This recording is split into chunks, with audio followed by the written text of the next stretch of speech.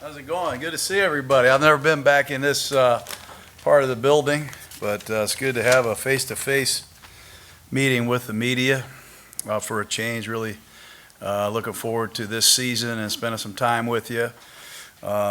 Everybody has reported, to my knowledge. Everybody has made their playing weight. We asked them to return in shape. It appears every man has done that. That's very exciting.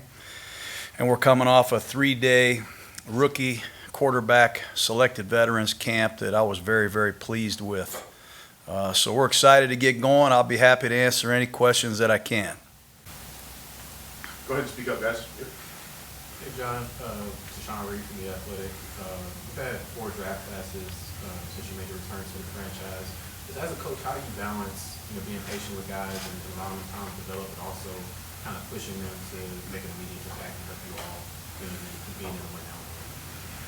Well, we asked these guys to be ready to go from the time they step in here, and a lot of them have done that. Colton Miller's done a great job. We've had a lot of rookies come in here and start. We're still waiting, I think, to get the dividends from some of these guys, but it's been a challenge without an off-season program. I don't think the story's written on some of these guys yet. But to answer your question, we're demanding of our rookies. Just because you get drafted in the first round or any round doesn't mean you're going to make the team or be a great player. There's no guarantees in this league, as you know, but we're pleased with our young people from the last few draft classes, and we're confident that they'll prove that this fall. John, obviously COVID still kind of hovers over. Where are you guys with the vaccination, and do you feel like that's going to be any kind of an issue this year for you guys? Well, I hope not. I've never really given statistics on COVID vaccinations, but I would say that we have every man vaccinated on the staff.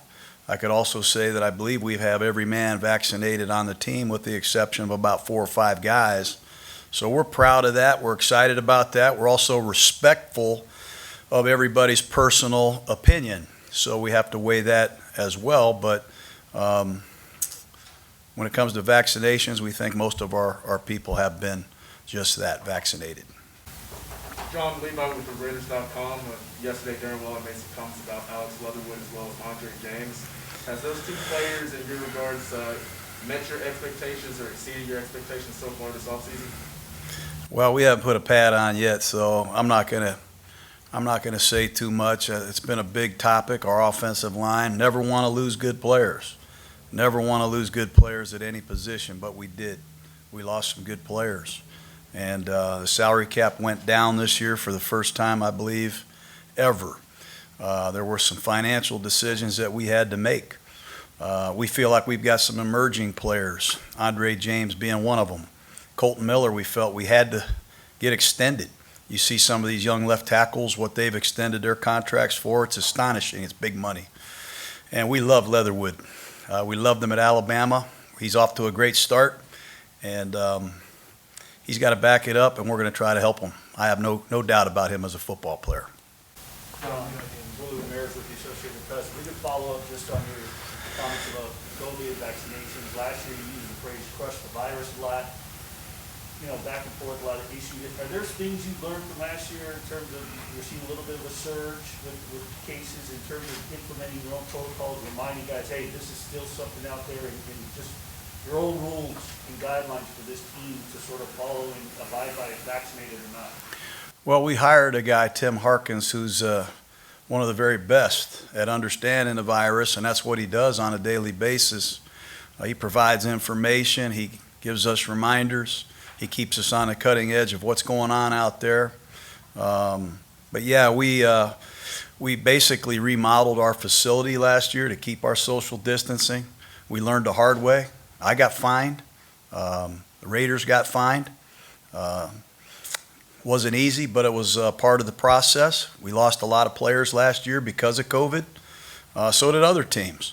So, we're not going to totally disregard where this virus is and the variants that are out there, but I'm not an expert on the virus. I'm just trying to get our football team ready to play, and I'm going to do the best I can to carry out the protocols that the league has and what our medical people advise, and we will do our very best. John, Ed Green, Review Journal. Just staying on that, whether it was coming in early last year when some teams said don't come in. Now with COVID, in your locker room, do you believe there's a leadership where if there is kind of inherent pressure on guys to either get vaccinated or, but like I said, before come in, is that the leadership you think in that room, or do you think people just allow themselves to make their own decisions on all that?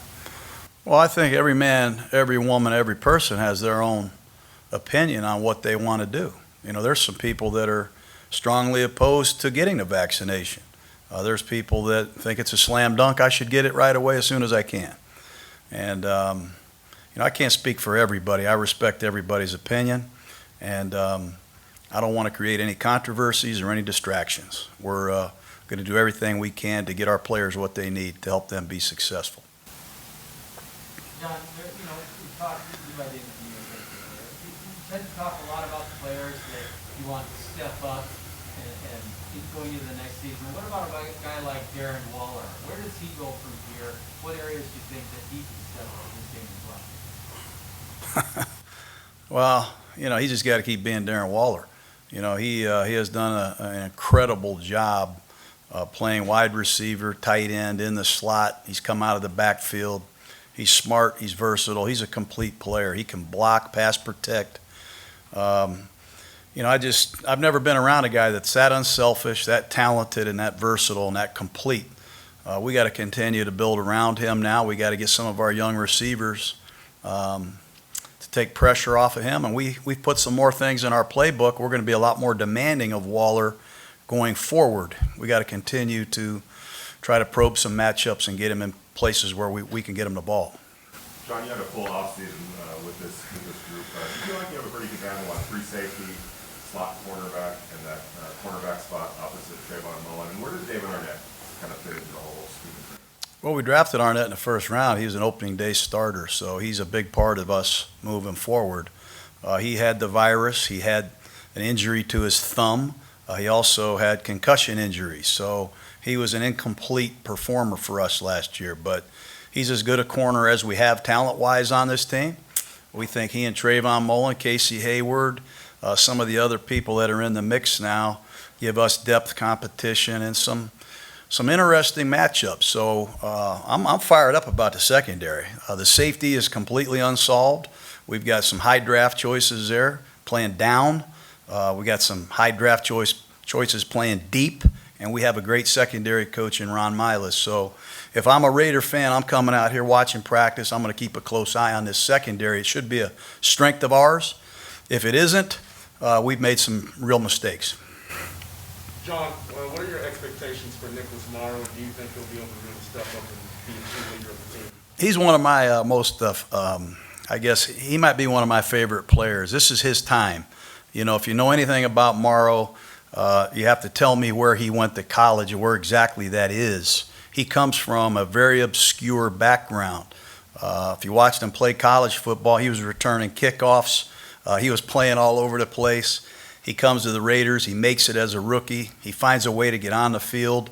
And now he's got a chance, I think, to be a captain for us. I think he's got a chance to be a difference maker for us in the middle of our defense.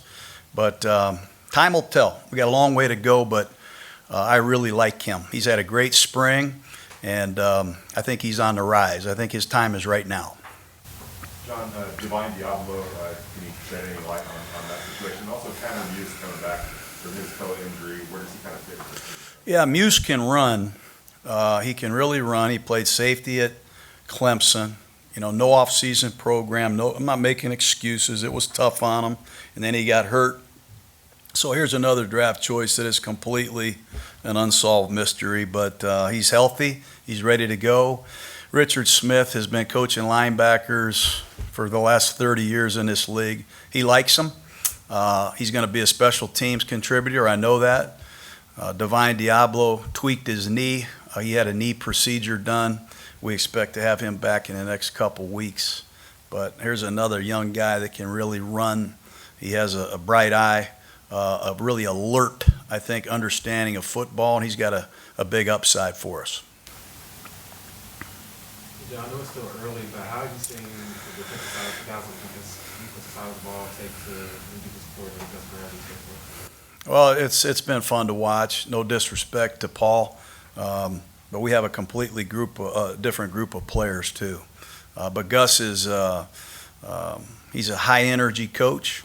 He's upbeat, positive. He's philosophical. He's fun to be around. He makes you laugh, but he also pushes you. And I think what's going to make this defense go is how we rush the passer, how it goes up front. And Yannick is a difference maker. I mean, I feel him every time I see him on the grass. And Max is on the rise. I think another young player. Really impressed with Kuntz. Malcolm Kuntz has made an impression. And if we can improve up front, I think this defense will be much improved. So when you talk about that safety position kind of being unsolved a little bit, did Tyree Gillespie kind of put himself into that picture a little bit? Yeah, he's definitely in the picture. He's a big hitter. He's a guy that can tackle in space in one-on-one situations. Dominant special teams player, and we don't take that lightly. But we think he can play in the post, and we think he certainly can play down low around the line of scrimmage. Might even have some dime linebacker capabilities down the road. Now, while talking about rookies, it seems like for a 6th-round pick, there's a lot of excitement around Nate Hobbs. I know you haven't seen him in pads yet, from just being around him and getting to know him. You kind of see where that's coming from. Yeah, you can tell he has quite a pedigree. You know, coached by Lovie Smith. If you know Lovie, he's a great coach, a great defensive coach for sure. And Nate is very professional for a young man, very poised, a lot of knowledge, and doesn't make the same mistake twice. He has good quickness. I think he's got pretty good coverage skills, and I think he has the versatility to play inside or out. But right now he's doing a really nice job as the nickel corner. John, how different does it feel for you right now to actually have had an off-season program as opposed to last year when you're dealing with the pandemic, just trying to, I didn't even met a lot of these guys before camp started, now here you are. Well, it's been great. You know, certainly we have 2 huddles going at once. No one got to see us. But Mariota, who really didn't get any off-season, you saw what he could do against the Chargers. He had a chance to put his hands on the offense, get to call different plays and do different things. Henry Ruggs and Edwards, getting them an opportunity to switch positions and do different things. Getting Foster Moreau back at 100% been very exciting. Having a chance to teach his defense has been huge. And to see new leadership emerge. And more importantly, I think the Raiders have always had some camaraderie on the team, some unity. I think we've come together and gotten to know each other, actually like each other. And that's going to help us when adversity hits. And it's going to help us push each other, I think, to another level. Jon, is there any aspect of the team that you saw in the new camp that especially intrigued you and you're really looking forward to seeing it field? Yeah, really everyone's new. You know, we have a new offensive line, a new right tackle, potentially a couple new starters up front, as you know. Kenyon Drake made his presence felt. He's really interesting. I really like the addition of John Brown. You know, Smoke can still run. And the defensive line, I'm really excited about Phylon. He reported at 296 pounds. He's been out of football for a while. Solomon Thomas, I think he's got a chance to really put it all together here. Quentin Jefferson has some success in this league. And Ngakoue, I just feel Ngakoue. I feel Ngakoue at a different point in his career now. I think he can be a leader and a captain on this team. And a young secondary. I'm most excited to watch these guys compete and play. And I'll be really upset if they're not worth the price of admission.